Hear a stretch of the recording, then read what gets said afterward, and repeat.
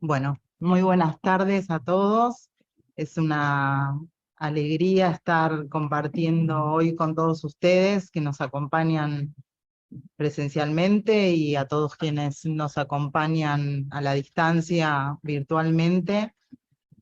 Compartir la presencia de Fernán Quirós, una persona con una trayectoria destacada, respecto de la cual la profesora González Nieves va a hacer referencia. En este sentido también un agradecimiento muy especial a Isabel por haber hecho las gestiones para que Fernán esté compartiendo en esta facultad sus experiencias en relación a lo que él va a referir en momentos sobre la pandemia y la catástrofe social, algo que conversábamos hace unos minutos.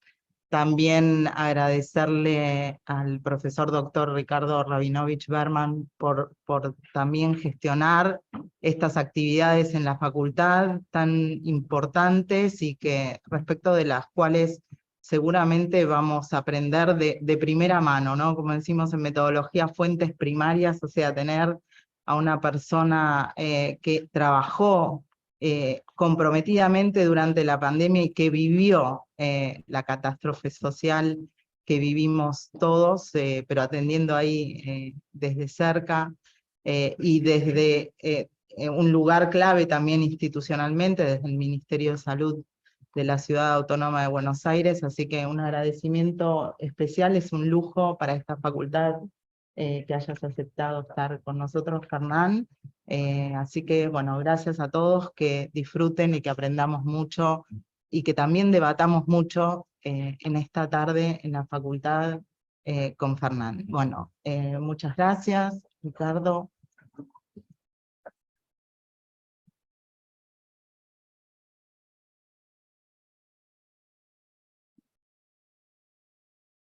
Ricardo, escuchamos. No, te escuchamos primero. Bueno, muchísimas gracias, querida profesora Isabel. Bueno, la verdad es que hago mías las palabras de nuestra querida subsecretaria académica, la profesora doctora Laura Noemí Lora, que nos honra con su presencia y que se va a tener que ir ahora porque está con un temita de salud personal. Y le agradecemos mucho que haya venido. Gracias, Ricardo. Que en medio de todo eso hayas venido. La verdad es que a lo largo de estos años, desde que esta gestión comenzó a trabajar en el Departamento de Ciencias Sociales, hemos tenido numerosas oportunidades de privilegio. Privilegio de recibir a través del departamento en nuestra facultad a personas destacadísimas y personas que han tenido y que tienen una participación protagónica en la vida de nuestro país y de otros países también. Dentro de ese contexto, recibirte, Fernán, en esta que por supuesto que es tu casa por todos los sentidos, porque también sos Universidad de Buenos Aires y profesor, así que desde todo punto de vista, pero la verdad es que recibirte es un honor y un orgullo y una enorme satisfacción. Hace mucho tiempo que con la querida profesora Isabel González Nieves, que además es la secretaria académica del Departamento de Ciencias Sociales, queríamos traerte junto con profesores catedráticos como el querido profesor Pérez Henry, que hoy nos está acompañando, profesor consulto de la Universidad de Buenos Aires. Queríamos realmente tenerte aquí con nosotros. Esperamos un poquito la invitación, la demoramos un poco porque tenías un par de ocupaciones, ¿no? Como por ejemplo manejar la pandemia, ¿no? O sea, pequeñas cosas de esas que a alguien le puede pasar. Y la verdad es que lo último que queríamos era generarte una mayor incomodidad, mayor dedicación de tiempo, y esto podía esperar. Pero llegó el momento y entonces con Isabel dijimos, bueno, ahora lo queremos tener a Fernán porque creemos fundamentalmente en que la Facultad de Derecho genera el riesgo muchas veces de hacer pensar que quienes egresamos de ella sabemos de todo. Y conocemos desde biología hasta física nuclear, lo hablábamos el otro día, pasando por todos los recovecos del saber humano, porque realmente las facultades de Derecho mucho modestia no enseñan. Y la verdad es que necesitamos hacernos a la idea de que tenemos que escuchar a la gente que sabe de las otras áreas del conocimiento y escuchar con una actitud humilde para aprender y para entonces en las temáticas que nos competen concretamente a quienes nos movemos en el área del derecho, poder hacer las cosas un poquito mejor. Y entonces, cuando uno piensa a nivel de la ciudad de Buenos Aires en el terrible periodo en el que teníamos tanto miedo, ¿cómo nos hemos olvidado del miedo que teníamos en el 2020, año maldito? ¿Cómo nos hemos olvidado? Hoy creo que seguramente todas las personas, y acá tenemos gente de muchos países, no solo de Argentina, también de Brasil, de Colombia, de Chile, de Ecuador, tenemos gente en el público de la República Popular China, tenemos gente de México que nos está escuchando y creo que puedo decir, sin temor de equivocarme, que no debe haber una persona de cualquier país en este momento, de quienes estamos acá, que no haya perdido por lo menos un ser querido, un amigo, una amiga, una persona muy conocida durante la catástrofe del año 2020 y 2021 en parte. Y cuando pensamos en esa época terrible, quienes nos manejamos en el área de la ciudad de Buenos Aires especialmente, vemos una cara que nos da contención, vemos una cara que nos hace pensar, bueno, hay una persona con tranquilidad, con un espíritu ecuánime, moderado, que no nos va a salvar porque no es un dios, ni un semidios, ni un profeta, pero que se ha tomado el tema en serio y está viendo qué hay que hacer. Y esa cara se llama Fernán Quirós. Así que yo no solamente quiero, como humilde director del departamento, no solo quiero darte la bienvenida, quiero darte las gracias. Esta facultad reúne a mucha gente que seguramente en aquellos días, mucho más allá de las ideas políticas y de la afiliación partidaria que cada cual tenga, porque la verdad es que no se puede llevar una cuestión como la pandemia a esos niveles. Más allá y más acá de todo eso, yo creo que has brindado un cable a tierra, has brindado, miro el trípode, ¿no? Y pienso en eso, has brindado un marco de decir, bueno, hay alguien allí. Así que yo no podía dejar de pensar en aquella época que la Organización Mundial de la Salud, en inglés, como vos lo sabés muy bien, es la WHO, ¿no? Y uno no podía dejar de pensar en ponerle un signo de pregunta, Daniel, y decir who, ¿no? Porque realmente uno decía, who is there? ¿No? Nobody, realmente. Y en medio de todo eso acá decíamos, sí, hay alguien ahí. Así que muchísimas gracias, Fernán, y muy bienvenido a esta tu casa, a la Facultad de Derecho de la Universidad de Buenos Aires. Querida profesora doctora Isabel González Nieves, adelante. Esperando en el tiempo de... No, no hay sala de espera. Ah, me acaban de escribir. No, se han equivocado de sesión porque no hay sala de espera. Muy bien. Gracias, Ricardo. Vamos a aplaudir.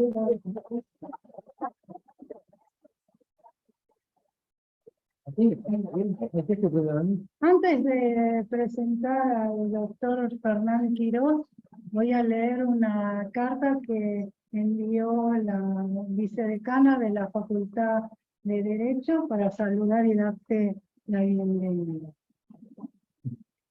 Que es la profesora doctora Silvia Nona, es nuestra vicedecana. Lamento no poder estar en forma presencial en este evento, ya que son épocas de vacaciones y me encuentro fuera de la ciudad de Buenos Aires. Pero quería hacerte llegar unas palabras de bienvenida a nuestra facultad. Te agradezco el aporte y lo que significa para la Facultad de Derecho una charla sobre los aprendizajes de la pandemia, ya que la hemos escuchado y seguido tanto en épocas difíciles y ahora podemos compartir contigo todas tus experiencias. Muchas gracias. Eso es lo que me ha dicho la vicedecana de esta facultad al doctor Fernán Quirós. Ahora voy a leer un pequeño resumen de su currículum, un resumen chiquito porque si no vamos a estar 3 días diciendo todos sus antecedentes. Fernán González Bernaldo de Quirós es ministro de Salud de la ciudad de Buenos Aires. Es médico graduado con diploma de honor en la Facultad de Medicina de la Universidad de Buenos Aires en 1987. Especializado en medicina interna. Se desempeñó como vicedirector médico de planeamiento estratégico del Hospital Italiano y como profesor titular y jefe de departamento de fisiología humana del Instituto Universitario de este hospital. Estos años colaboró como asesor de salud del gobierno de la ciudad y coordinó la red de salud AMBA en la provincia de Buenos Aires. Está ahora a cargo del Ministerio de Salud de la ciudad desde el 10 de diciembre de 2019. Te escuchamos, Fernán. Bueno, muchas gracias, Isabel. Gracias, Ricardo, por tus sentidas palabras. Verdaderamente llegan al corazón. Así que te agradezco mucho. Bueno, para mí es un gusto estar acá con ustedes. Tengo una larga trayectoria universitaria en la UBA y en otras universidades y siempre es un prestigio poder venir al ámbito universitario y hablar con docentes, con alumnos y reflexionar algunas cuestiones. Y en esta oportunidad además tenemos una ex ayudante de fisiología de la UBA que se formó conmigo hace no sé cuánto tiempo, no lo voy a decir, que ahora aparentemente es alumna aquí en esta facultad. Yo voy a intentar repasar en un tiempo relativamente corto algunas ideas conceptuales que quisiera compartir con ustedes, más como un disparador de pensamientos, de reflexiones, de preguntas que ustedes puedan tener, porque cada vez más me gusta en mis presentaciones públicas dialogar y reflexionar sobre lo que el auditorio pretende o quiere o tiene la voluntad de hacer, con lo cual voy a intentar dejar mucho tiempo para comentarios de ustedes, preguntas, planteos, dudas, o simplemente algo tan importante y tan básico como que compartamos emociones de cómo pasamos aquel momento, ¿no? Yo siempre digo que cuando ponemos en palabras lo que nos atraviesa, lo que nos pasa, lo que sentimos, es el primer paso para poder dejar atrás ese dolor, esa dificultad, pero sobre todo es el proceso que dispara la reflexión interior, lugar donde están casi todos nuestros aprendizajes, adentro nuestro, ¿no? Así que yo voy a intentar navegar algunos conceptos a un nivel muy abstracto y permitir dar lugar para que dialoguemos con posterioridad. Me parece que va a ser más rico eso. Lo primero, Ricardo recién traía a la charla y Laura también. A mí me gusta calificar o categorizar lo que nos ha pasado del 2020 a esta parte, no como una pandemia, que es una visión extremadamente biologicista de lo que pasó, sino presentarlo como una catástrofe social provocada o inducida por una pandemia. Lo que efectivamente pasó, pasaron los ciudadanos de esta tierra, pasamos los argentinos, pasamos los bonaerenses, pasamos también los porteños, es una catástrofe social, que tiene una o dos cualidades significativas a mi forma de verlo. La primera cualidad es que atravesó todas las dimensiones del ser humano, todas las dimensiones del ser humano, las dimensiones que tienen que ver con la cuestión física de su salud, tanto vinculada a la enfermedad como otras enfermedades, y tantas personas que han sufrido mucho dolor por ser mal atendidas o no tener oportuna atención de las problemáticas que estaban cursando, que tiene que ver con la salud de la esfera de salud mental, situación que todavía arrastramos de manera muy dramática, sobre todo en los dos grupos de extremo de la vida, pero todos los ciudadanos, y más aún si los ciudadanos argentinos, que además están atravesados por dificultades de otra índole, que van más allá de lo que ocurrió en esa catástrofe, cuestiones que hacen al ámbito del sentido de la vida, de las cuestiones que tienen mucho más que ver con lo filosófico o incluso que tiene que ver con el sentido que le da cada uno de nosotros a la propia vida y al transitar en esta tierra, que se han puesto en tensión, en diálogo durante tanto tiempo, cuestiones que hacen a la economía, al trabajo, a la economía, al acceso a cuestiones vitales, como era el acceso al alimento para casi la mitad de la sociedad argentina, que en realidad no tenía un trabajo formal, y que la pandemia de un día para el otro le dijo, se acabó tu ingreso, y había que entenderlo, ubicarlo, identificarlo, priorizarlo, y atenderlo, y acompañarlo, y cuidarlo, que es la palabra que más me gusta usar en lo que ocurrió en la pandemia, y cuestiones que hacían a la esfera vincular, ¿no? La pérdida de las relaciones sociales, que para algunos grupos en particular, sobre todo los adolescentes, fue tan dramático por las cualidades o la significancia que tiene para un adolescente el vínculo de sus pares, ¿no? Y por supuesto, todas estas esferas que han sido dañadas y puestas en pausa y modificadas en ese momento, fueron las que nosotros teníamos que entender, comprender, empatizar, cuidar y acompañar en términos de políticas públicas, y después podemos analizar un poco más en profundidad ello. Lo segundo que me parece súper relevante, y que Ricardo de alguna manera lo tocaba lateralmente, es había que acompañar a una sociedad a un proceso de dolor, de sufrimiento y de pérdida, pérdida que a veces incluso era la pérdida de la vida de una persona querida, sin ni siquiera la dignidad y la posibilidad de acompañarlo y de ver. Ustedes saben que, bueno, ha pasado también con las Malvinas.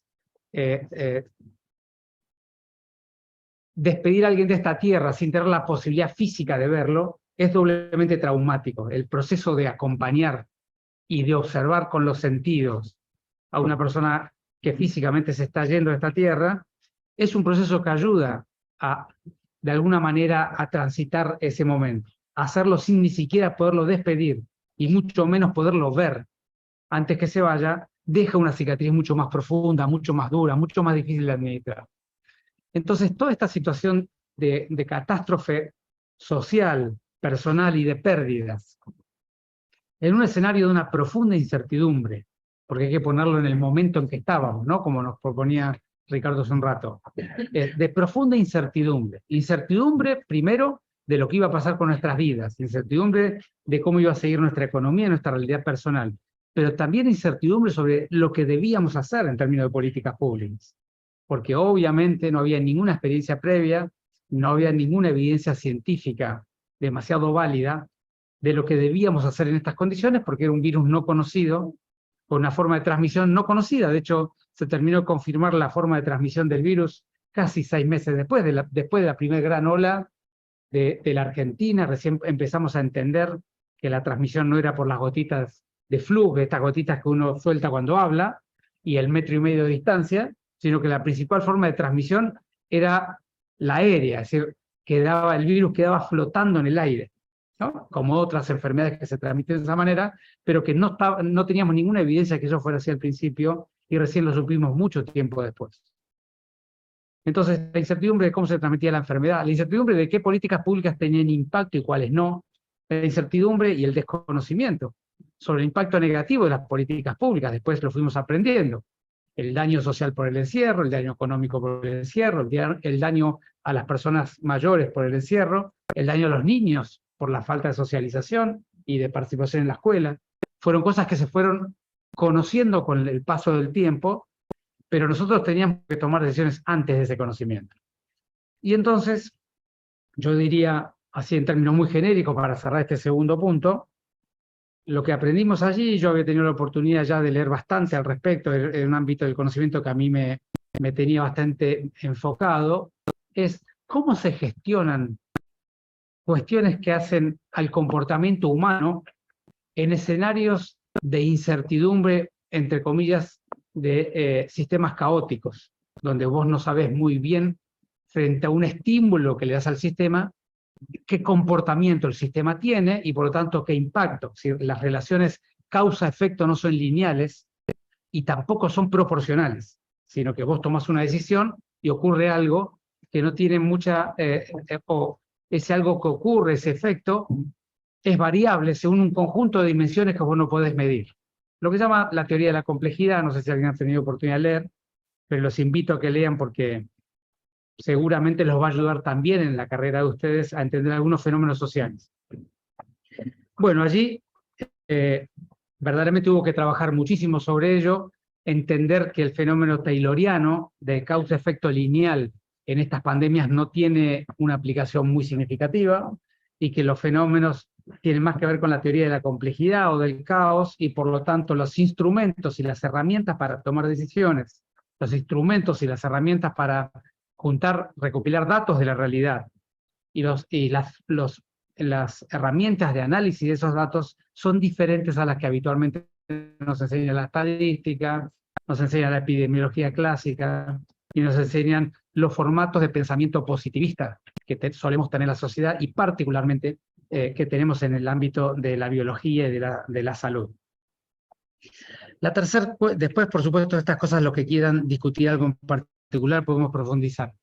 Y para cerrar este segundo capítulo de ideas que me anoté para compartir, es algo que me agregué cuando lo escuché hablar a Ricardo, que es los procesos de aprendizaje del ser humano, ¿no? Cómo son los procesos de aprendizaje del ser humano y sobre todo cómo administrar los procesos de aprendizaje en situaciones tan complejas, donde se juega la vida y la muerte, donde el miedo, la angustia y las condiciones de los seres humanos no están en una posición apropiada para aprender. Y por eso yo trabajé tanto en lo comunicacional, en algo que él decía, que yo después lo voy a retomar, en generar las condiciones para que las personas puedan observar, puedan reflexionar y puedan aprender de manera apropiada. Después vamos a retomar un poco el tema del miedo y todo esto. La tercer punto que me puse para compartir con ustedes es, bueno, dado todo esto, que estábamos administrando una catástrofe y que esta catástrofe tenía un conjunto de condicionantes de incertidumbre, de todas maneras todo el mundo miraba a los ministros de salud a qué decisiones y qué políticas proponían, y además responsables formales y legales de las políticas públicas, de las normas que iban a condicionar el comportamiento de las personas en la sociedad. Así que más allá de esto que yo dije, que está más en la esfera de la intelectualidad, a los fines prácticos nosotros teníamos que dictaminar las normas, ¿no? Es decir, había que gestionar esa realidad con los instrumentos que teníamos, que eran extremadamente pobres, y la realidad de la sociedad era extremadamente dolorosa. Así que fueron momentos muy duros para la gestión pública. Pero lo primero que era obvio que teníamos que gestionar el aislamiento y el sostén. Esto no era solamente una cuestión del Ministerio de Salud, una cuestión del Estado, que cuando vos le decís a la sociedad argentina, bueno, pasó también en Perú, que fue el primer país latinoamericano que tuvo un brote tremendo de aumento de casos, porque le pedían a la sociedad que no salga nadie de su casa, y los peruanos tuvieron un severo cumplimiento de ese no salir de su casa, y lógicamente tuvieron un severo dificultad en términos económicos y de las cosas más básicas como es alimentarse, y darle una solución alimentaria y de cuidado a tus propios hijos, ¿no? Y entonces, si uno no tenía una política pública que acompañaba las limitaciones que los estados le proponían a la sociedad, era imposible que la sociedad los pueda cumplir. Entonces, para poderlas hacerlas cumplir, no solamente había que acompañar con cercanía, con bolsas de comida, con solución de problemáticas sanitarias, de otros problemas que ocurrían en las familias, sobre todo en los barrios más populares y más vulnerables, pero además infinidad de cuestiones que pasaban todos los días. Que una mujer, por decir un ejemplo cualquiera, dentro de una familia que convivían 10 integrantes en un mismo ámbito, la madre se enfermaba de COVID y había que aislarla de las otras 9 personas, pero las 9 personas no eran autónomas y no eran autoválidas y muchas de ellas eran menores. Entonces, ¿cómo separar una madre de un conjunto de niños? Nadie podía cuidarlos, en fin. Podría estar un día contándole infinidad de situaciones que hemos tenido que vivir, pero básicamente un Estado que tenía que tener una capilaridad y una presencia casi familia por familia. Eso se vio claramente en el brote que tuvimos en el barrio 31, que fue uno de los primeros grandes brotes que tuvimos acá. El segundo área de gestión tenía que ver con el comportamiento social. Cómo acompañar a la sociedad a que cumpla efectivamente las restricciones que les proponíamos, restricciones que buena parte de ellas agregaban daño en la sociedad, porque obviamente nosotros definíamos restricciones que generaban daño, que pretendían evitar un daño mayor. Pero como siempre decía yo, las políticas generales para toda una sociedad no se pueden titular persona a persona, familia a familia. Y entonces, obviamente, en algunas familias generaban más daño que beneficio, y en otras más beneficio que daño, y era imposible titularlo, no se podía definir una política pública para cada condición y situación. Entonces, ¿cómo acompañar la variabilidad, la diversidad de los impactos y mitigar lo más que podíamos eso? Desarrollamos un conjunto de políticas públicas donde nos acompañó muchísimo la iglesia, las organizaciones sociales que estaban en los barrios, un conjunto de entidades no gubernamentales que podían entrar barrio a barrio, familia a familia, e identificar las familias que tenían una persona de mucho riesgo, a lo mejor aislar solo a la persona de mucho riesgo, no toda la familia, en fin, infinidad de situaciones que si yo me las pongo a describir voy a ocupar mucho tiempo y quiero dar tiempo al diálogo. Por supuesto que el impacto económico y político, el económico era obvio, hubo todo tipo de apoyo de la ciudad, pero sobre todo, y tengo que decirlo, los apoyos más potentes fueron del gobierno nacional, lo cual era natural que así sea, pero un gobierno nacional que se puso esos primeros meses a la altura y puso un conjunto de acompañamientos económicos para toda la estructura laboral y las empresas y microemprendimientos en tiempo y forma, y por supuesto la condición política que lamentablemente en la Argentina y en el mundo no pudimos evitar, donde hubo muchos líderes que pretendieron un posicionamiento personal que yo creo que fue muy penoso y que la sociedad de alguna manera lo evaluó. Y otros que no, que se dedicaron a cuidar a la sociedad más allá de las condiciones y los intereses personales o partidarios. Luego hubo un eje muy fuerte comunicacional, y ahí un poco vuelvo a lo que decía al principio. Yo me tomé la responsabilidad dentro del gobierno de la ciudad, si bien el gobierno tenía un conjunto de comunicadores, me tomé la responsabilidad de comunicar personalmente, prácticamente a diario. Me habrán tenido la oportunidad de verme, parecía Drupi, ¿no? Aparecía por todos los canales. Había noches que hacía 5 canales de televisión, uno atrás del otro. He estado durante largo tiempo haciendo 2 o 3 canales de televisión por día, 4 o 5 radios por día, es decir, casi 8 o 10 comunicaciones públicas por día, algo muy desgastante, porque además era el único hueco que yo tenía para descansar, que era la noche. Pero me tomé esa responsabilidad porque entendí algo que les decía hace un rato, que es, si tenemos que gestionar esta pandemia con la adaptabilidad cotidiana de los aprendizajes cotidianos, de qué se sabe de este virus, de qué se sabe de las políticas públicas, de qué se sabe cómo impactan las políticas públicas en la sociedad, y qué se sabe qué hace la sociedad con lo que le proponemos, porque estamos en un mundo occidental donde las libertades son una parte importante de nuestras concepciones filosóficas e ideológicas. En ese escenario necesitábamos tener una conexión con la sociedad, con una sociedad que esté atenta, alerta, ocupada, clarificada en la información científico-técnica y con autonomía de decisión. Y nadie tiene autonomía de decisión cuando está asustado con un terror o con un miedo inminente. Cuando los seres humanos tenemos miedo y tenemos terror, en vez de cooperar, lo que hacemos es o huimos o agredimos, o buscamos culpables, cosa que ocurrió durante toda la pandemia.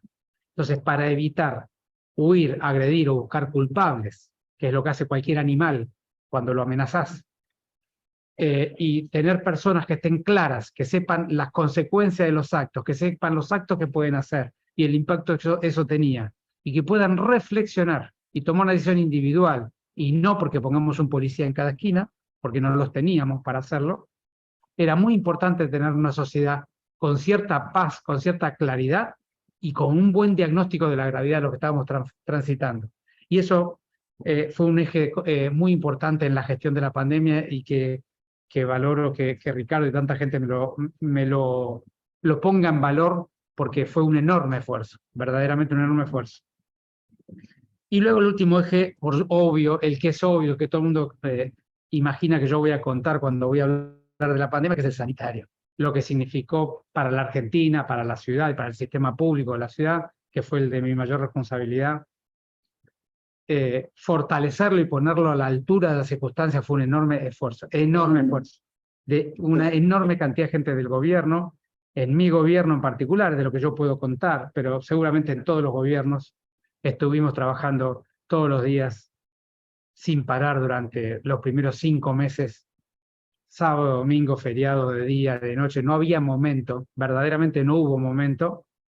Trabajamos los que estábamos en el Ministerio de Salud, los profesionales, los arquitectos, los ingenieros, todas las personas, los abogados con las normativas, todas las personas que estaban en el ministerio y muchas personas del propio gobierno que a lo mejor eran legisladores y atendían el mostrador de un hotel, porque teníamos que albergar en hoteles, a lo mejor se dedicaban a cultura y atendieron un vacunatorio o un lugar de testeo, en fin. No les tengo que, o no voy a contarles la verdadera entrega que tuvo todos los trabajadores del gobierno de la ciudad y seguramente de otros gobiernos para atender esta catástrofe. Pero básicamente tuvimos que casi triplicar la cama de terapia intensiva, lo cual fue una tarea titánica, no solamente física, conseguir los insumos, los respiradores, las camas, poner las instalaciones, gases, conseguir los lugares dentro de los hospitales, poner los procedimientos de atención, los flujos de pacientes y conseguir los profesionales, terapistas, enfermeros, kinesiólogos, en fin. Fue un momento verdaderamente. Nosotros, para que tengan una idea, contratamos 8.000 nuevos trabajadores en términos de 60 días. Cualquiera que trabaje en el Estado sabe lo que significa contratar un trabajador en el Estado, ¿no? Pusimos dentro del Estado 8.000 nuevos trabajadores, enfermeros, médicos, kinesiólogos, administrativos, en fin. Fue una gestión verdaderamente titánica, y que si no hubiéramos tenido esa ventana de 3 o 4 meses al principio hubiera sido imposible. Y de hecho, la Argentina fue uno de los países que pudo atender a todo el mundo, ¿no?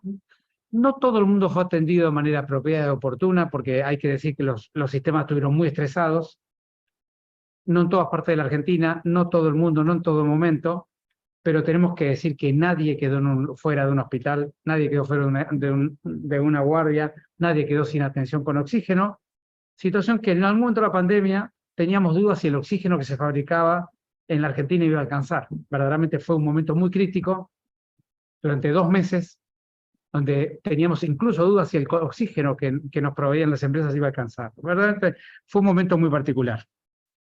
Entonces, para ir yendo un poco más para la parte más rápida y terminar con lo mío, y por supuesto que esto tuvo también la dificultad de la coordinación interjurisdiccional, poner de acuerdo a los funcionarios de la ciudad con los funcionarios de la provincia, porque el conglomerado urbano era uno, ponernos de acuerdo entre ambos funcionarios y el gobierno nacional, siendo que representábamos miradas filosóficas, ideológicas, políticas, diferentes, no fue nada fácil. Se veía alguna coordinación, no fue nada fácil. Y en esto tengo que rescatar el comportamiento de mis colegas en esto, porque fue una tarea verdaderamente muy difícil. De rato nos pusimos muy de acuerdo, de rato no nos pusimos de acuerdo, y le pusimos a la sociedad a la vista nuestros desacuerdos, a veces de buena manera, otra de una manera que yo creo que no fue de la mejor ni respetuosa, sobre todo respetuosa para la sociedad, no para nosotros. Porque como yo siempre digo, y hablábamos hace un rato entre nosotros, cuando la sociedad está espantada, tiene angustia y no sabe lo que va a pasar, lo peor que pueden hacer los líderes es mostrarse peleando, discutiendo por pequeñeces, ¿no? Así que yo hice mi mayor esfuerzo para nunca dar ese costado, y mucha gente sintió y reconoció que lo logramos, de rato seguramente no, pero esa fue una tarea muy importante. Y ahora vamos a la última parte, el último tercio de mi presentación, que me anoté algunos tips acá de ¿y qué aprendimos? ¿No? Yo después, si a ustedes les interesa, voy a hacer algunas reflexiones más profundas, pero en esta primera parte voy a ser un poco más superficial. La primera cosa que aprendimos es que las pandemias vinieron para quedarse. Así que a todos los jóvenes tengo malas noticias. Van a volver a vivir esto varias veces en su vida. Varias veces en su vida. ¿Y por qué vinieron para quedarse? Básicamente porque las pandemias en el fondo son zoonosis. No sé si alguien conoce qué es una zoonosis, pero son las enfermedades que tienen los animales, que el ser humano no es un reservorio natural, el reservorio natural son los animales, y que en algún momento en particular, algunos de esos gérmenes, que son varios miles reconocidos biológicamente, algunos de esos gérmenes en particular que tienen los animales, y que el animal es el reservorio natural, a veces lo sufre como enfermedad, a veces solamente lo porta, en algún momento ese germen hace algún cambio genético en alguna translocación que logra conectarse de mejor manera a los receptores de las células humanas. Algunas zoonosis ya hoy se conectan con las células humanas y los animales no lo pasan. El ejemplo típico lo tenemos todos los veranos con el dengue, ¿no? Que es una zoonosis. Pero la enorme mayoría de los virus, bacterias y hongos que viven en los animales salvajes, silvestres, no han logrado todavía modificarse para unirse a los receptores de las células humanas y por lo tanto menos. Esa es la situación actual e histórica de las zoonosis o de las enfermedades del animal que aún no se transmiten al hombre. ¿Y qué está pasando? Que el ser humano, en su actividad terrestre, ha ido dañando el hábitat natural de los animales silvestres cada vez más, de una manera, yo diría, casi salvaje. Y lo que está pasando es que los animales silvestres están quedando sin hábitat, con menos hábitat, con un hábitat más vinculado al ser humano, y por lo tanto cada vez más hay más contactos entre el ser humano y los animales silvestres. Y eso solamente se transmite o se traduce naturalmente en una zoonosis, o si ustedes quieren, en la oportunidad del contagio a los seres humanos cada vez más frecuente. De manera que este daño que estamos haciendo a la vida animal termina linealmente en un daño a la vida humana. En este concepto que hoy por hoy la Organización Mundial de la Salud está tratando de poner en el diálogo, que se llama una sola salud, y que termina con esta frase fácil que es impensable la salud humana sin salud animal y sin salud vegetal. Sin embargo, nuestros modelos productivos no lo quieren comprender y nosotros y nuestras políticas públicas no atienden esta problemática. Así que seguramente una persona que hoy tiene 20 o 30 años va a pasar varias pandemias en su vida, y entonces la pregunta es, vuelvo al título con que empecé ahora, es ¿y qué aprendimos? ¿No? El segundo punto que me anoté para compartir con ustedes, los sistemas de salud no son suficientes para atender las pandemias. No porque no estén preparados, porque además no están preparados. Quiero decir, las pandemias hackean el comportamiento humano, social, humano e individual. Y desde los sistemas de salud no los vamos a atender. Hay un conjunto de expertos trabajando en qué vamos a hacer para prevenir pandemias. De hecho, tuvimos la gripe aviar hace nada, 1 o 2 meses. Quiero decirles que es probable que esa sea la próxima. Es probable, porque hay muchos virus de la influenza, sobre todo de las aves, que están a un punto de volverse pandémicos. Están bastante cerca. Entonces, volviendo para acá, obviamente que si uno quiere evitar, por ejemplo, una próxima pandemia por gripe aviar, la solución no va a ser de los médicos, no va a ser de los hospitales. La solución tiene que ser mucho más integral, de cómo atendemos la problemática de la producción industrial de aves, cómo atendemos la economía que genera esa problemática de la producción industrial de aves, que se puso bien de manifiesto en Latinoamérica en este proceso, porque las aves migratorias le dan la vuelta al mundo a lo largo de los meses del año. Entonces, cualquier evento que ocurra en cualquier lugar del mundo, un par de meses después están en toda la Tierra. En toda la Tierra. Usted tiene que ver las aves migratorias como van de Australia a Kamchatka, estoy acordando las zonas del TEC, de Australia en Kamchatka, cómo cruzan de Rusia a Alaska y a la zona de Canadá, y cómo bajan de Canadá hasta Ushuaia, con el paso de un par de meses, un conjunto de semanas. Entonces, es evidente que si, y de vuelta, las políticas públicas que administran qué hacer cuando aparecen casos de gripe aviar, por ejemplo, son absolutamente individuales y cada país dispone las suyas. Lo cual es un sinsentido, después voy a traer el tema de la interdependencia como motivo de la próxima pandemia. La tercera cosa que me anoté para compartir es las entidades globales no pueden con la interdependencia. Bueno, vamos a este punto. Ricardo traía el tema de la WHO, ¿no? Bueno, yo creo que la WHO, las Naciones Unidas y todas las entidades de la posguerra, si ustedes quieren, que vinieron a facilitar la coordinación entre países, en la pandemia demostraron que son tremendamente ineficaces para administrar esta problemática. ¿Y por qué? Porque ustedes, voy a poner un paréntesis y voy a analizar el concepto de interdependencia. ¿Qué significa la interdependencia? La interdependencia significa que,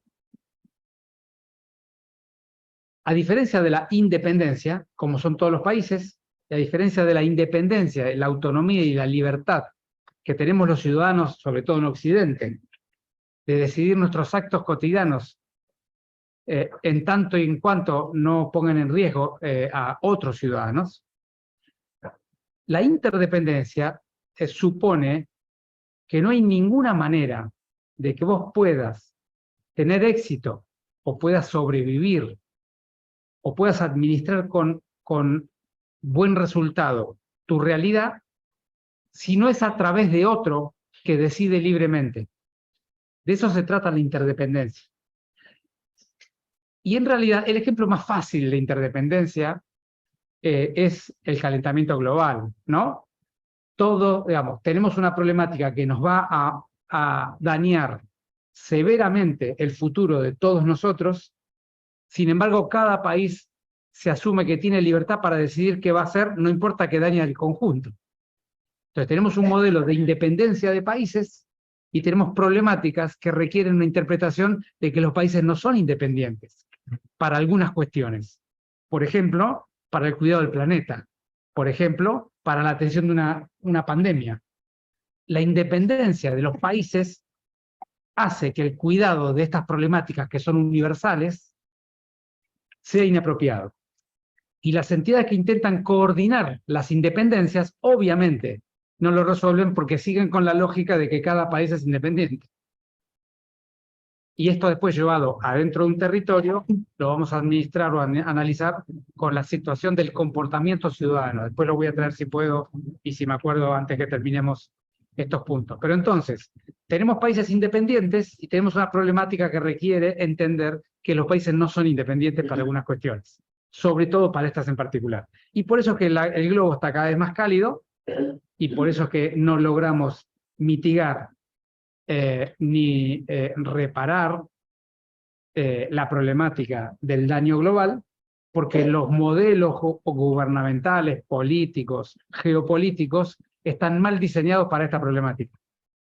Y para las pandemias pasa lo mismo. La Organización Mundial de la Salud no tiene ninguna posibilidad de cuidarnos de una pandemia, porque tiene un concepto constitutivo que es los países son independientes. Y en las pandemias, los países independientes toman decisiones independientes que suelen ser variables, contrapuestas e improcedentes para lo que hay que hacer.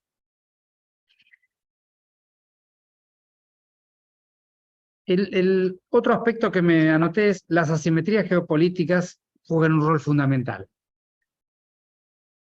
Otro punto para reflexionar y a mi juicio para aprender.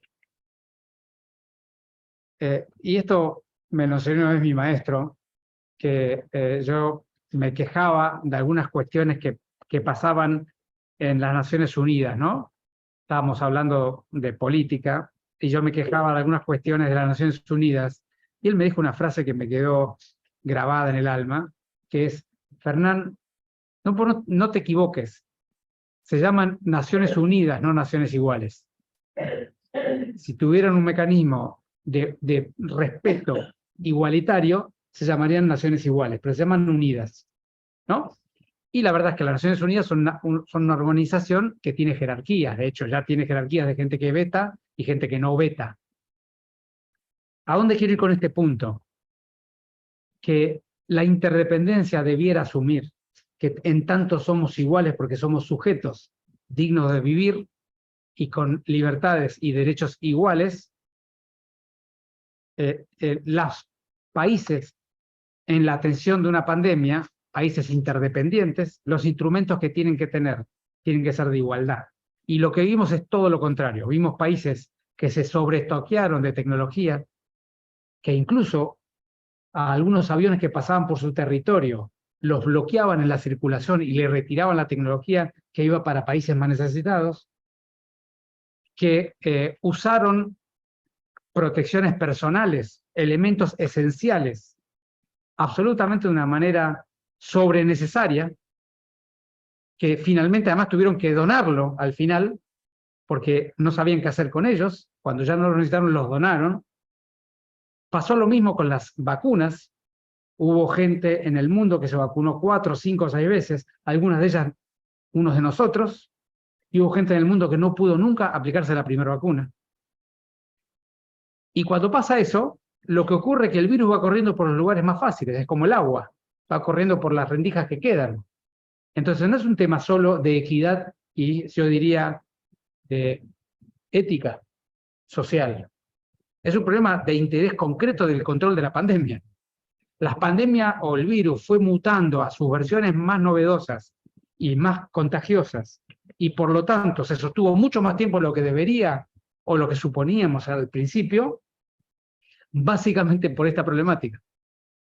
Porque tuvimos una atención geopolítica orientada al interés individual, que se basó en un concepto de que los países son independientes y las personas son libres. Cuestión de que está muy bien, en general, pero no es útil para la problemática que nos toca. La otra cosa que me puse para compartir, ya estoy terminando, creo que dije que iba a la poco y me la estoy haciendo muy larga. Puse el punto acá, es las democracias occidentales tienen muchas dificultades para atender esta problemática. ¿Y por qué? Ya vimos la pandemia en el sudeste asiático, porque no fue solo en China. Las pandemias en el sudeste asiático golpeó mucho menos. Hay muchas hipótesis de por qué golpeó mucho menos, ¿no? Pero una de ellas, sin duda, es que el control social e individual en que las personas toleran en esos países es bien diferente a lo que un ciudadano occidental, como nosotros, tolera de pérdida de sus libertades. Y lo vimos aquí y en todas partes del mundo, en el occidente. Nuestras sociedades toleraron una restricción pública de sus libertades un tiempo relativamente corto, y luego cada uno de nuestros ciudadanos tomó su decisión individual de incumplir la norma de manera diversa, ¿no? Y por supuesto que la norma es pasible de ser debatida, y de hecho, con el retroscopio, incluso aún más de la que debatimos en aquel momento, a pesar de que yo fui una persona de las que fui un poco por delante de ese debate.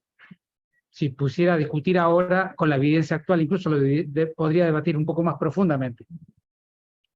Pero más allá de ello, que es una cuestión que está en la esfera si ustedes quieren, de las evidencias científicas, que las podemos dar en un ámbito académico, aquí hay una cuestión de índole ético, moral y de comportamiento cultural, que es los occidentales, los ciudadanos occidentales, consideramos que tenemos el derecho a mantener nuestra libertad incluso frente al riesgo individual, que pueda dañar a terceros.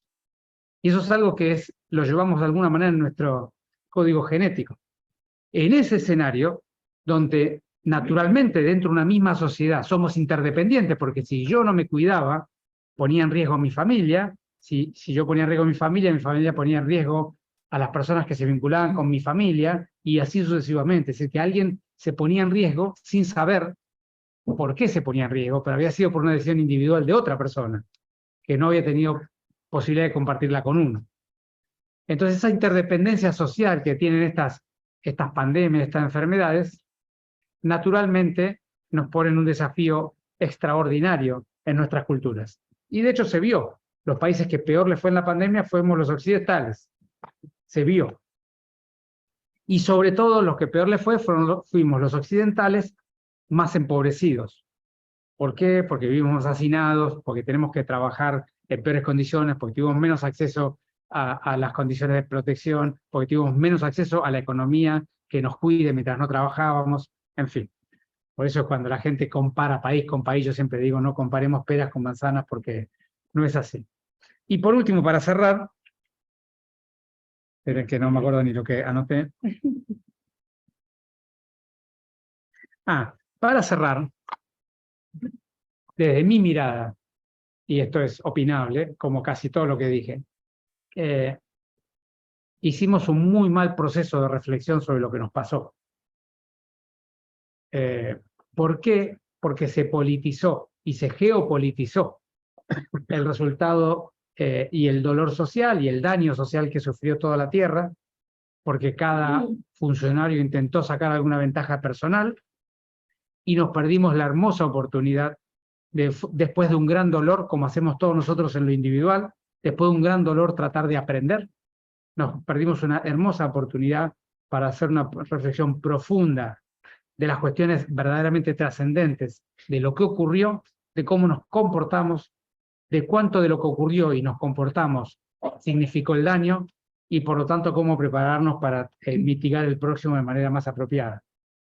Y eso es lo que somos, una sociedad contemporánea que frente a los daños profundos, tanto de su medio ambiente, su forma de vivir y de producir, su forma de sufrir los embates de las pandemias, en vez de hacer reflexiones profundas de cómo mitigar y cuidar y evitar los próximos daños, nos dedicamos a buscar culpables y ver cómo nos salvamos cada uno de nosotros en la próxima.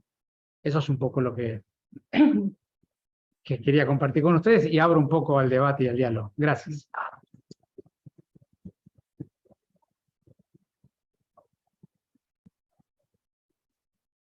Antes de abrir al debate y a las preguntas de todos ustedes, quería agradecerte por haber venido, quería agradecerte por la tranquilidad que nos diste todo ese tiempo.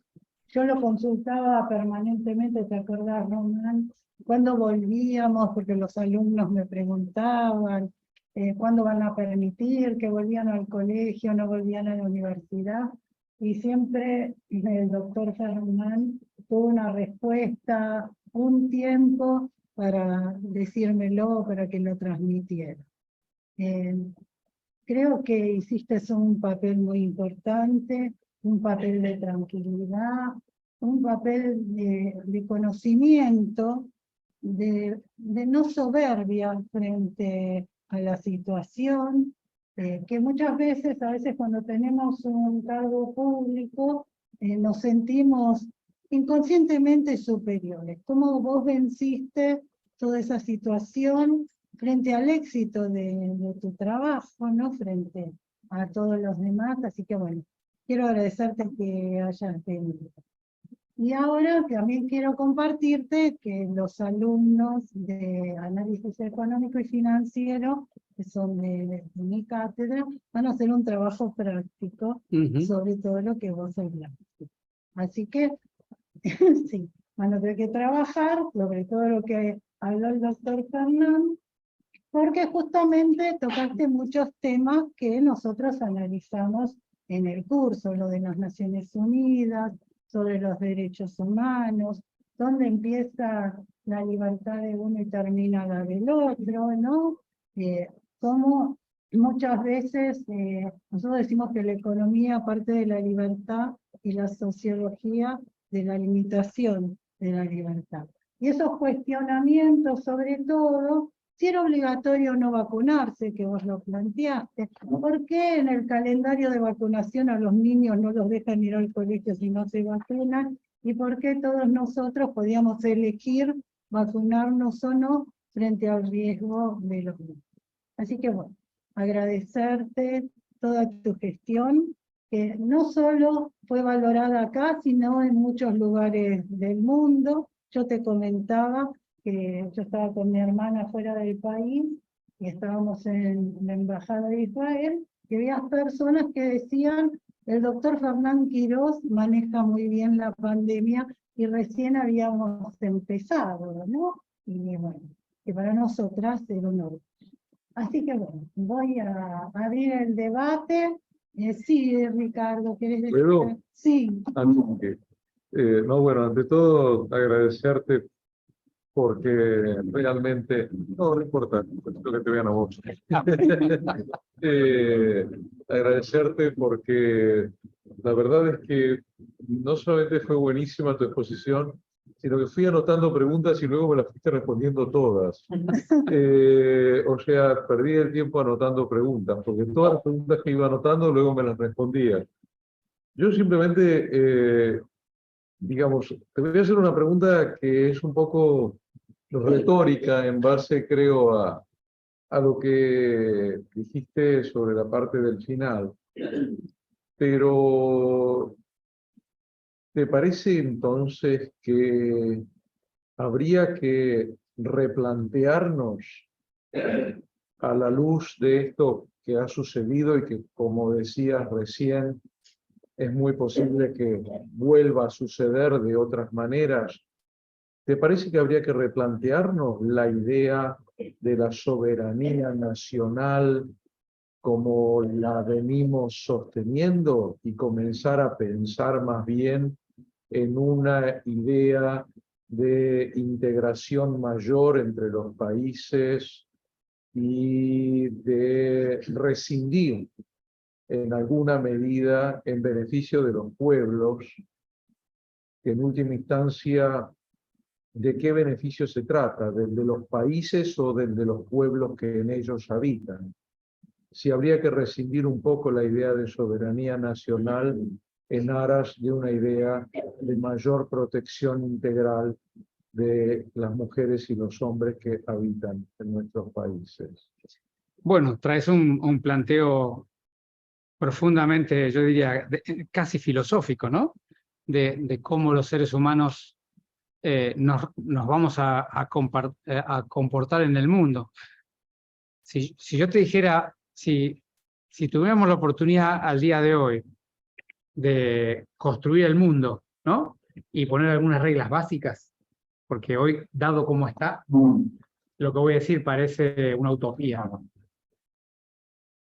Pero todo el mundo podrá compartir conmigo que cada vez más tenemos el concepto de ciudadano del mundo y no ciudadano de un país, ¿no? De hecho, o sobre todo los jóvenes, digamos, tienen una visión.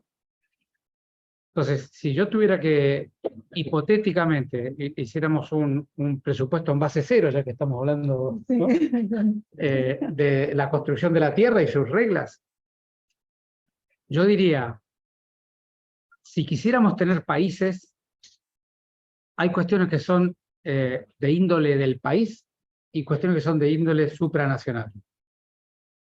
Entonces, las cuestiones que hacen al cuidado del planeta no pueden ser de decisiones de un país. Una nación en particular, un pueblo en particular, no puede disponer el destino del conjunto de la humanidad. Entonces yo tendería a pensar que las cuestiones que dependen de esa interdependencia que yo describía, debieran tener una dinámica, así como la Unión Europea ha logrado poner reglas generales y luego reglas particulares. Hay cuestiones que son generales y cuestiones que son particulares. Esa misma dinámica la propondría yo para... El punto ahí es, obviamente, habría que definir con claridad cuáles son las que están allí, pero sin ninguna duda las pandemias infectocontagiosas debieran estar, sin ninguna duda el cuidado del planeta debiera estar. Y después uno va a profundizar, bueno, y el acceso a los elementos vitales, por ejemplo, el acceso al agua, debiera ser del mundo o del país que lo tiene. ¿Qué riquezas son del mundo y cuáles son locales? Un tema para el cual no tengo respuesta, pero sí estoy seguro que esta pandemia no hubiera sido pandemia si hubiéramos tenido una reacción verdaderamente interdependientes. Esta enfermedad no hubiera salido de China si hubiéramos tenido una dinámica diferente. Eso estoy seguro. De manera que, como no vamos a lograr hacerlo de otra manera, a lo mejor el formato de la Unión Europea nos puede mostrar un formato diferente para atender un pequeño número de cuestiones. Y a mí me parece que porque digamos, este concepto de una sola salud tiene esta dinámica de el concepto de bioma, es decir, que es la vida animal y vegetal interdepende para la vida humana. El ser humano no puede sobrevivir si no sobreviven las especies, y hay todo estudios biológicos que me exceden en mi conocimiento personal, pero he tenido oportunidad de leer algunos de ellos, que demuestran que la dinámica de las bacterias, de los hongos, de los virus con las plantas, son esenciales para que nosotros estemos vivos. Bueno, para empezar, hoy está muy de moda el concepto de las bacterias intestinales, ¿no? Como un componente esencial de la sanidad del cuerpo humano. Pero, entonces, hay cuestiones que están más allá de nuestro propio entendimiento, pero que hacen a que si no comprendemos la universalidad de la vida, difícilmente vamos a poder sostener la vida del ser humano. Porque al final de todo, el ser humano, no sé, tiene, no me acuerdo bien, pero ¿cuánto tiene? ¿Cuántos millones de años tiene? 100 millones de años en la Tierra. Bueno, ¿cuántos tiene? No, ese es el Homo sapiens, pero no importa. El número que sea, es apenas el 1 por 10.000 del tiempo de la Tierra. Es decir, que la Tierra pasó casi toda su vida sin seres humanos. Y es posible que vuelva a estar sin seres humanos. 2 millones se calcula el periodo de descenso a la Tierra de los árboles, digamos. Más o menos en 2 millones. Lucy se calcula en 2.300.000. Lucy no es antepasada nuestra, ¿no? Pero se calcula en 2.300.000 y es un antropoide ya con características de haber descendido de los árboles. Y ser humano como tal aproximadamente en el centro de África unos 500.000 años. Bueno, 500.000 años. Y la Tierra tiene miles de millones de años. Entonces, cuando uno lo mira en esa perspectiva, dice, bueno, espera, a lo mejor verdaderamente nos vamos a quedar sin poder vivir acá. Porque si no parece una utopía, a nadie se le ocurre, ¿cómo no ver ser eso? Vamos a encontrar la forma de resolverlo. Esperá, tené cuidado. Han desaparecido muchas especies de la Tierra. Entonces yo creo que ahí hay algo muy profundo, que hay 2 o 3 cuestiones que debieran tener una entidad que sea verdaderamente más pareja en términos de la decisión. No puede ser que dependamos de 2 o 3 países que sostienen su economía y su bienestar a expensas de dañar lo que es de todos. Yo eso lo creo profundamente. Te agradezco muchísimo. Te agradezco muchísimo. A mí me parece que es muy importante que a partir de reflexiones de personas que han tenido la posibilidad de vivir esta catástrofe tan de cerca, nos planteemos a veces en las facultades de Derecho que insistimos tanto desde el departamento con Isabel, con Andrea Gastrón, que ahí está acompañándonos desde el Zoom.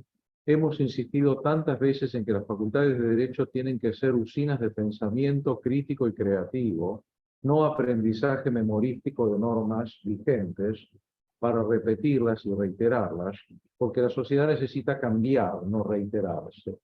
Y entonces me parece que es muy importante, a partir de tus muy sabias reflexiones, poner en crisis los conceptos más arraigados y más establecidos. El concepto de soberanía nacional, el concepto de cada país como si fuera una especie de unidad absolutamente cerrada, como los compartimientos estancos del Titanic, que se terminó hundiendo con todos los compartimientos estancos tan famosos. Esta idea es una idea que la hemos tenido en los libros como un principio sacrosanto y que creo que un golpe como este terrible del año 2020 nos tendría que hacer empezar a pensar. Y yo también creo como vos que la Unión Europea ha sido un ejemplo en esto. Realmente el manejo que ha tenido la Unión Europea, ese funcionar cuidando cada uno de los países y que ninguno tuviera mucho más medios y vacunas que los otros y distribuyendo y dividiendo los ingresos y demás. Nosotros, la verdad es que aquí en Sudamérica, Dios mío, recién te felicitaban desde Brasil, uno de nuestros oyentes aquí brasileños, Tiago Romano, y decía, qué lástima que en mi país lo que hubo fue un gobierno que negó la existencia del COVID, ¿no? Entonces, a ver, ¿qué más que eso? ¿Qué más contrario a un funcionamiento conjunto y serio que simple y sencillamente decir no existe eso? Creo que todos recordamos la famosa gripezinha, ¿no? La famosa gripezinha, la poco feliz frase de es una gripezinha, ¿no?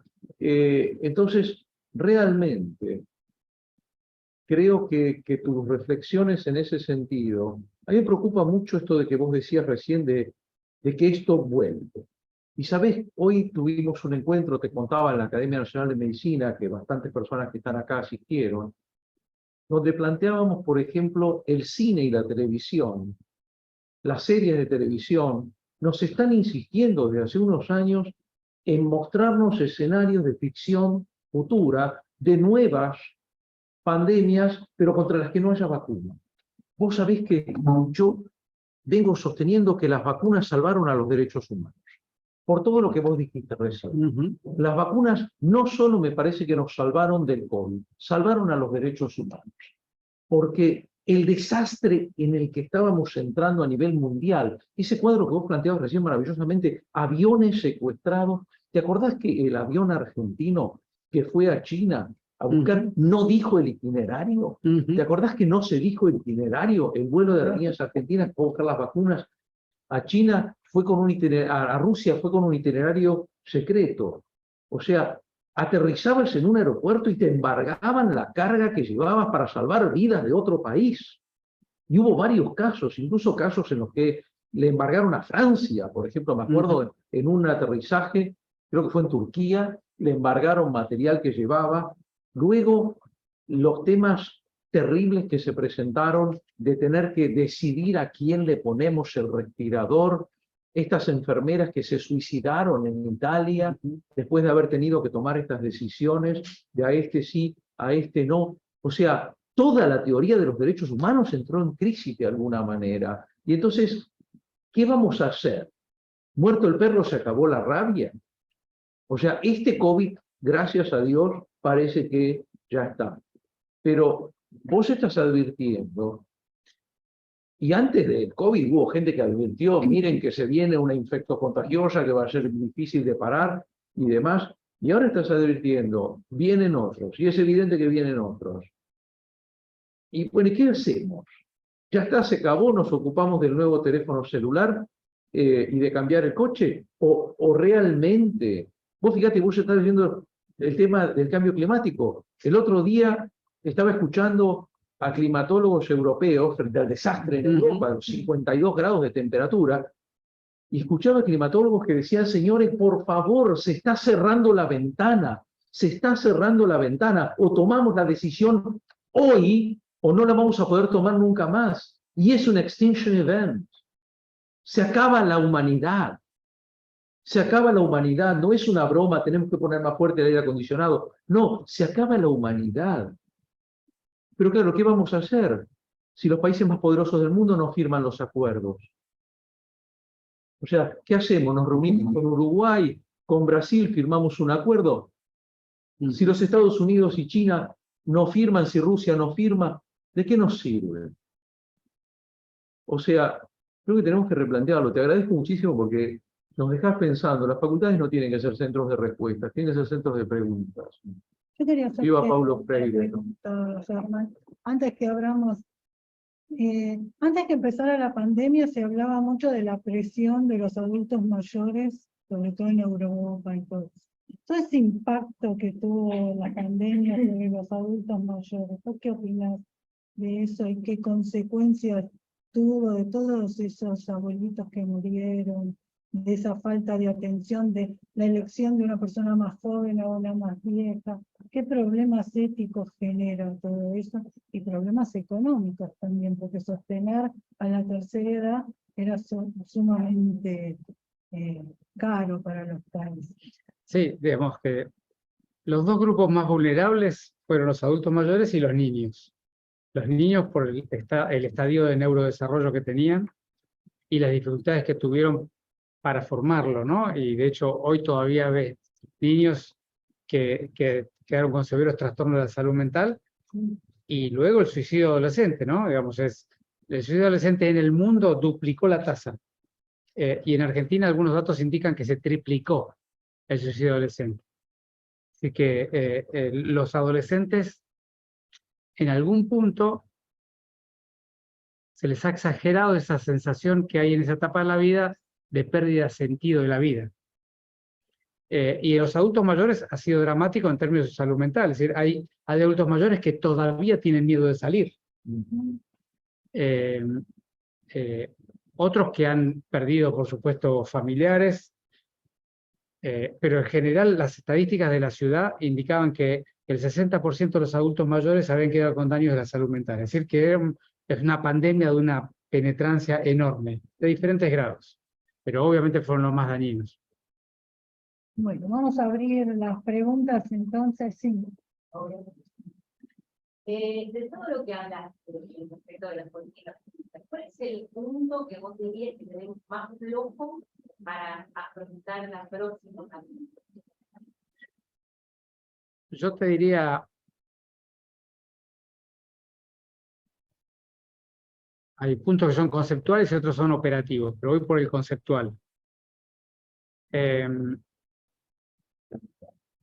La falta de instrumentos de gobernanza, o si vos querés, la falta de gobernanza sobre el comportamiento social. Yo lo pondría como punto número 1. ¿Y qué quiere decir esto? Yo hablé mucho tiempo, si me habrán visto en la tele, ibas a un programa y te castigaban o te acusaban de que eras demasiado libre y que no mandabas a la policía, no lo llevabas preso. Ibas a otro programa y te acusaban de que eras un libertario asesino, y del otro lado te acusaban de que eras un restrictivo que no dejabas vivir. Y yo insistía mucho durante toda la pandemia la idea de construir ciudadanía. Y muchos periodistas se me reían en la cara, pero se reían literalmente mientras estaban filmando. Como diciendo, eso es demasiado naif, ¿qué es construir ciudadanía? Y yo decía, mira, esta pandemia ya está, ya nos dañó muchísimo y va a dañar un poco más. Pero si no entendemos que es el momento de construir un sujeto que, dado que estamos en Occidente, tiene plenas libertades de decisión y autonomía, pero al mismo tiempo comprende que en un escenario donde lo que él haga pone en juego lo que ocurra al conjunto, y por lo tanto todos los días está dispuesto a hacer algo que él no haría por sí, con su propia libertad, pero que sí está dispuesto a hacer por otros, de manera consciente, reflexiva y autónoma, no impuesta. Pero si conseguimos un ciudadano que sepa administrar sus libertades, pero que esté todos los días dispuesto a poner algo por el conjunto, eso es un verdadero ciudadano. Es una persona que es libre, pero vive en comunidad, ¿no? Si somos capaces de construir un ciudadano moderno, actual, entonces vamos a estar dispuestos a atender, o vamos a estar preparados para la próxima, que es lo más importante, porque esta ya estaba transitando. Bueno, yo insistí mucho con ese concepto de ciudadanía, que quedó bastante abstracto, quedó un poco en el aire, no se tomó demasiado.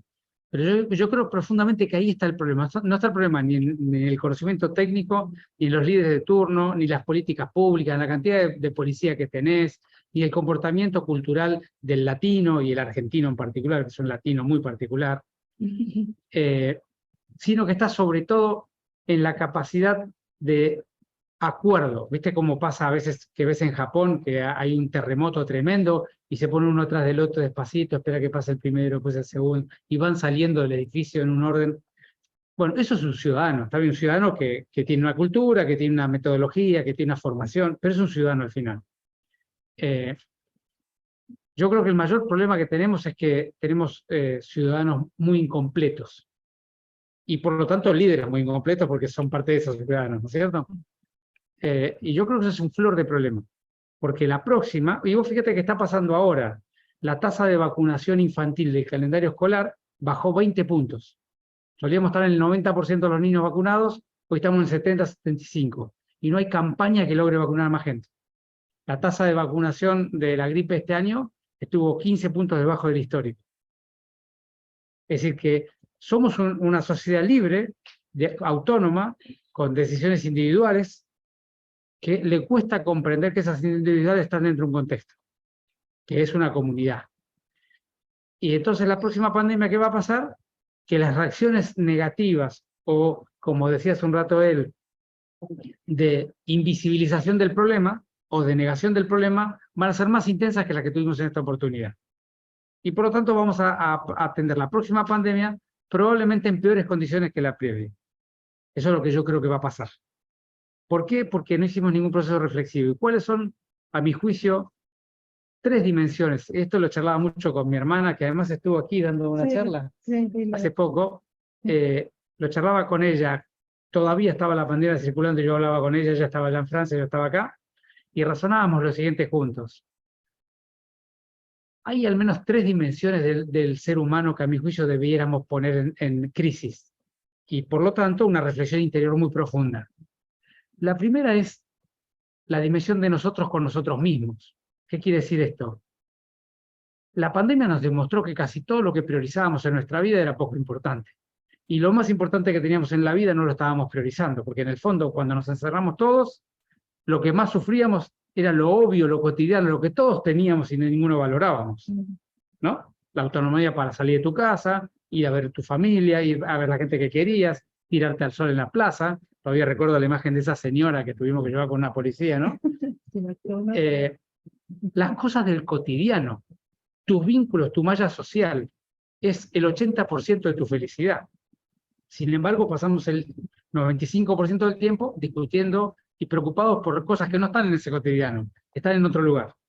Entonces, el primer punto que yo pongo, o pondría, en esta díada con mi hermana, que ya la conoce, la traigo al diálogo, es, ¿y qué reflexionamos sobre qué es lo trascendente de cada uno de nosotros en nuestra propia vida? Y por lo tanto, ¿qué vamos a hacer diferente en la pospandemia en términos de cómo vamos a vivir nuestra propia vida? Primer punto, que he visto pocos, hay mucha gente que se ha ido de las ciudades a vivir más tranquilo, ha habido gente que hizo reflexiones. Después la solución de la reflexión es individual, nadie sabe, nadie tiene la verdad de qué conclusión hay que sacar, pero sí hay que hacer una reflexión de cómo vas a seguir viviendo. La segunda dimensión de la reflexión sería, ¿y cuáles son las condiciones? Ricardo traía algo recién. ¿Y cuáles son las condiciones de respeto o de vínculo con las otras personas que vivís en comunidad? ¿Hasta dónde te vas a arrogar tu autonomía plena y a dónde vas a tomar la decisión de no permitirte esa autonomía y limitarte en tu propia decisión y de tu propio gusto? Porque entendés que el vivir en comunidad te da algunas soluciones que vos sola no las tendrías. Es decir, la segunda dimensión sería el vínculo tuyo con tus congéneres o con tus compatriotas en la dinámica cotidiana y tu propia autonomía y autodecisión de regular tus libertades. Y la tercera es, ¿y cuál es el vínculo de los humanos con el medio ambiente y con los otros seres vivos? Esto que traíamos, ¿no? Porque en ese vínculo está el riesgo de lo que te va a pasar en el futuro. Entonces yo creo que he escuchado muy pocos debates públicos, casi ninguno, yo te diría, los que he presenciado son los que yo he tratado de promover, no he visto otros, de alguien que se plante y diga, espera, esta pandemia nos tiene que hacer reflexionar de quiénes somos y cómo queremos vivir la vida, de cómo nos vamos a vincular en nuestro comportamiento en términos de otros, y cómo nos vamos a vincular como seres humanos en comportamiento con los otros seres vivos. Yo creo que ahí está todo el aprendizaje de la pandemia y he visto muy poco. Y al revés, es que estuvimos realmente fortalecidos. Lo que más aprendimos. Digamos, lo que se hizo muy bien es la respuesta a los sistemas de salud y la adaptación de los sistemas de salud y de los gobiernos, algunos mejor, otros peor, pero en general se hizo muy bien. la respuesta del conglomerado científico-técnico en la búsqueda de una solución. Yo diría que esas dos cosas han sido positivos. Todo lo demás, bueno, yo estuve en un lugar muy duro, porque todo el mundo, entre comillas, tenía el derecho a acusarme de mi incapacidad, y yo tenía la oportunidad desagradable de ver el daño y el dolor de todo el mundo, ¿no? Así que desde mi lugar vi pocas cosas positivas en la pandemia. Pero tal vez esas dos las recuperaría. ¿Hay alguna pregunta en el Zoom? Sí, Pablo, por favor. A usted le ha tocado ser gerente de la pandemia. Mi pregunta es esta: por detrás del funcionario, mirando al ser humano en lo profundo, ¿cuál fue su cable a tierra para sostener este lugar en el que tuvo que afrontar este tercer? ¿Cuál es su cable a tierra? La educación primero. Bueno, mi prima dice que es mi educación. Tuvimos una educación familiar muy particular. Sí. Yo tuve la enorme suerte de haber sido un funcionario público en esta pandemia que decidió ser funcionario público con una profunda reflexión previa antes de ir, dejando un conjunto de beneficios que tenía y exponiéndome a un conjunto de dificultades por íntima convicción. Yo no fui funcionario público porque quería hacer una carrera, porque curricularmente, porque me sentía halagado porque me reconocían. Fui funcionario público porque tenía una íntima convicción que era un momento de mi profesión que era época de dar. Entonces me agarró en una etapa de mi vida y en una posición personal muy bien plantado. Y eso me ayudó enormemente. Porque lo único que había que hacer ahí era dar y no pedir nada a cambio, ¿no? Como dice la canción. Lo segundo, mi mujer y mi familia, pero sobre todo mi mujer. Que además tuve la suerte que es epidemióloga, así que además podíamos hablar técnicamente de la problemática, pero sobre todo me acompañó humanamente y me amplió mi mirada humanitaria de lo que estaba pasando. Y después, estar en un gobierno que no importa las razones políticas o ideológicas, pero que por suerte tuvo un liderazgo que entendió que esto en serio era muy dramático.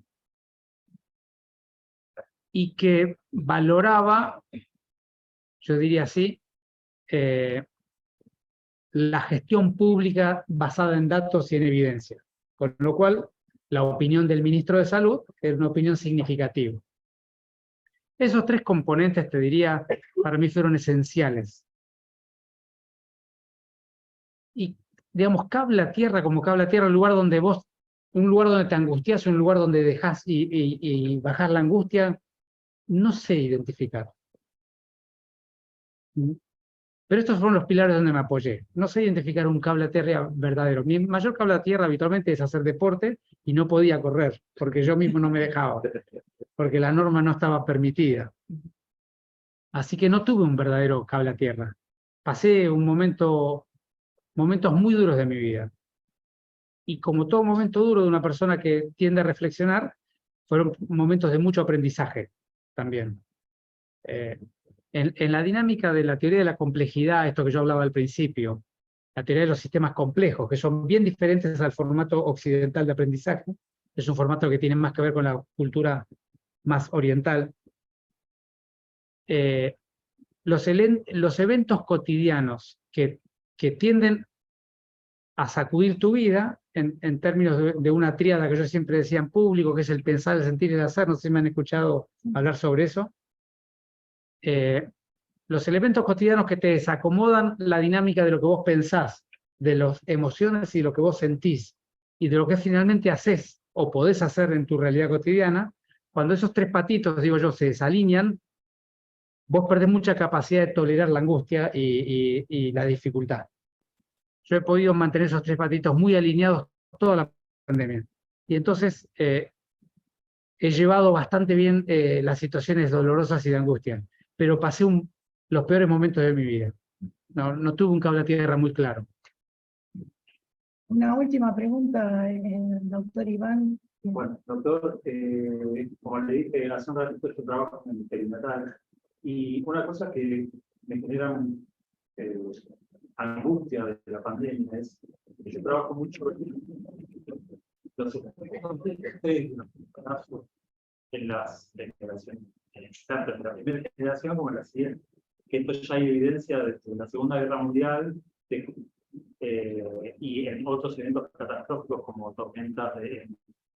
grandes tormentas de nieve que obligan a la gente a quedarse encerrada, o eventos similares, que siempre tienen consecuencias negativas en la salud, no solo de los niños, que suelen ser más que nada en salud mental, sino de las personas más adultas, con mayor riesgo de enfermedad cardiovascular y enfermedades crónicas no transmisibles. Y que se ha visto incluso en múltiples generaciones subsiguientes, que esto, por ejemplo, hay mucha evidencia en las poblaciones judías después de la Segunda Guerra Mundial, como múltiples generaciones mantienen mayores riesgos de enfermedades crónicas que otras poblaciones. ¿Se está tomando alguna medida para evaluar las consecuencias indirectas de la pandemia en la población? Bueno, déjame explicar un poco más para los abogados que nos acompañan lo que dijiste, en términos, para ampliar un poco tu pregunta y después te intento contestar. Básicamente lo que hoy sabemos es que hay un conjunto de condiciones del ambiente que modifican la piel de los genes, lo que se llama la epigenética. Los genes tienen una piel, un conjunto de sustancias que los rodean y que permiten que la célula lea una parte del gen o no permite que esa parte del gen sea leída. Esa piel se modifica por los hábitos de las personas, por lo que comen. Hoy se sabe perfectamente bien que de acuerdo al estilo de vida, esa piel se modifica y se lee más una parte de gen o otra parte de gen, y también se modifica por el estrés, porque básicamente son modificaciones que tienen que ver con la oxidorreducción celular. Y entonces, cuando una madre está embarazada y tiene algún tipo de catástrofe o estrés importante, o por el tipo de alimentación que tiene, o por diferentes cuestiones del comportamiento materno, naturalmente modifica la piel del gen también del niño que lleva en la panza, y entonces ese niño va a expresar los genes de una manera diferente a como lo hubiera expresado si no le hubiera pasado eso a la madre. Entonces, como bien dice Iván, hay enfermedades que son transgeneracionales. Se transmiten de generación a generación a través del gen, no porque se modifica el gen, sino porque se modifican algunas moléculas que están rodeando el gen, tapando algunas entradas de lectura que se abren y se dejan leer. Y esas se facilitan las enfermedades no comunicables, como puede ser la hipertensión, la diabetes, la obesidad. Eso es lo que pasa por eso cada vez más se habla de los tipos de alimentación, las alimentaciones que provocan reducción celular o mecanismos químicos de reducción que incluso pueden sufrirlo los hijos o los nietos, ¿no? Y también el estrés. Dicho esto, un poco para explicar, porque alguien si quiere googlear epigenética va a encontrar estas explicaciones con cierta facilidad. Hoy sabemos bastante de eso. Naturalmente las personas que tuvieron, las mamás que tuvieron COVID o que vivieron el periodo del estrés del COVID, naturalmente van a expresar o van a tener hijos que van a tener expresiones diferentes y probablemente más desafortunadas. Esta es la explicación del problema. Él pregunta sobre la solución, tengo que contestar que al día de hoy ninguna. Es decir, el problema todavía no podemos atender apropiadamente bien a los que efectivamente ya expresan el daño, como es la pandemia de la salud mental, que tiene que ver con el consumo de sustancias, de alcohol, enfermedades de la salud mental sin consumo, que están extremadamente distribuidas en la sociedad. Ya te dije, suicidio adolescente, nosotros tenemos un conjunto de programas de trabajo en escuelas, en adolescentes, para tratar de prevenirlo e identificarlo, pero tengo que decir que las estadísticas de la Argentina indican que han aumentado significativamente. Pero todavía tenemos problemas de hoy, difícilmente podamos resolver todavía los problemas que van a venir en las próximas generaciones. Hay un alumno que te quiere hacer una pregunta. ¿Cómo no? Sí. Bueno, buenas tardes, Fernando, muchas gracias por venir, muchas gracias a la posibilidad aquí. Dijiste algo, Fernando, Sí, claro. sobre que creías que habíamos salido mal de la pandemia, en términos que se había politizado.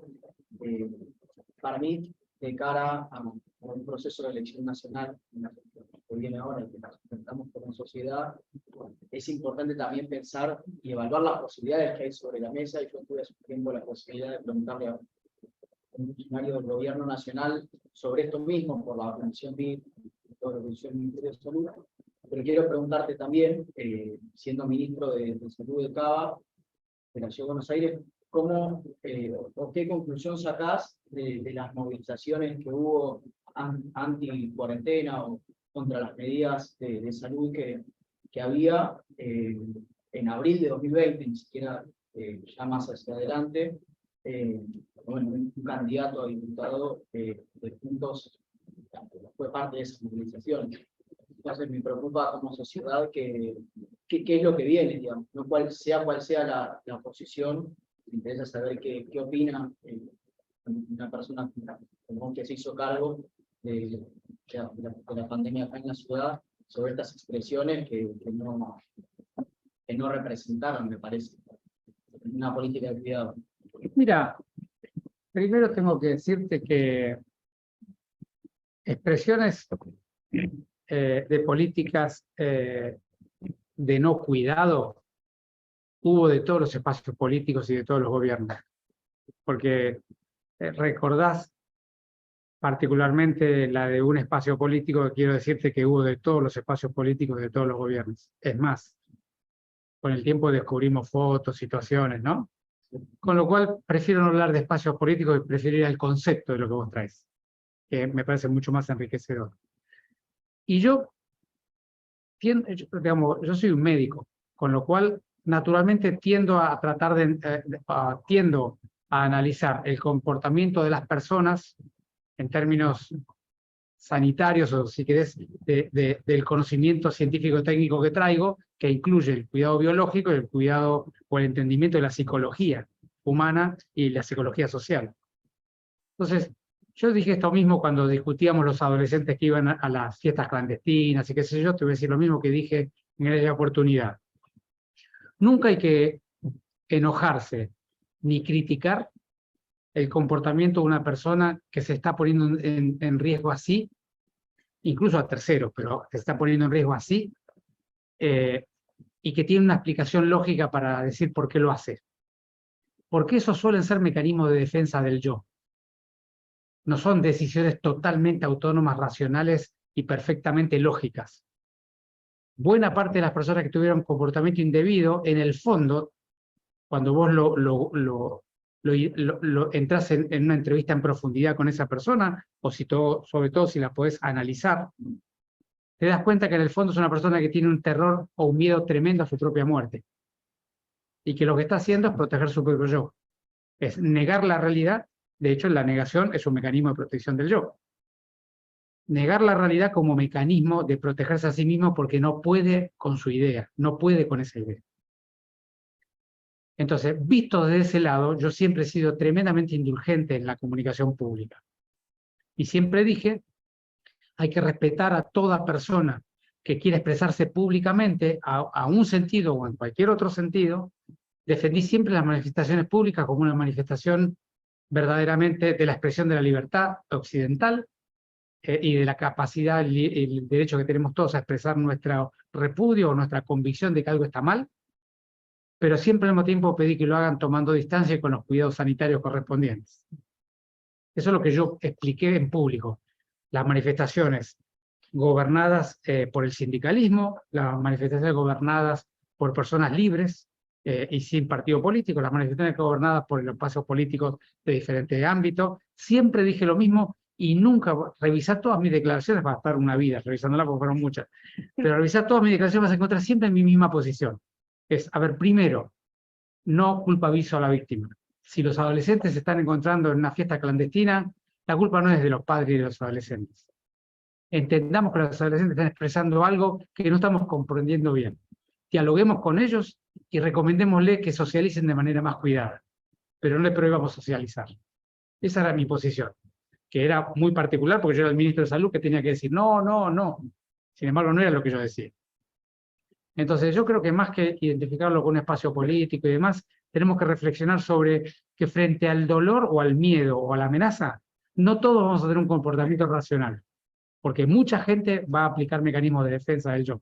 Y por lo tanto, tenemos que tener mecanismos que entiendan ese fenómeno y que lo puedan gobernar. Por eso ella me preguntaba cuál es el mayor problema, es la falta de gobernanza social sobre una catástrofe de esta envergadura, porque los ciudadanos tienen comportamientos diversos y Occidente, nuestra cultura occidental, respeta a rajatablas las libertades individuales. Y ese rajatablas, ya Ricardo lo puso en punto, debiera ser reflexionado. Gracias, muchas gracias.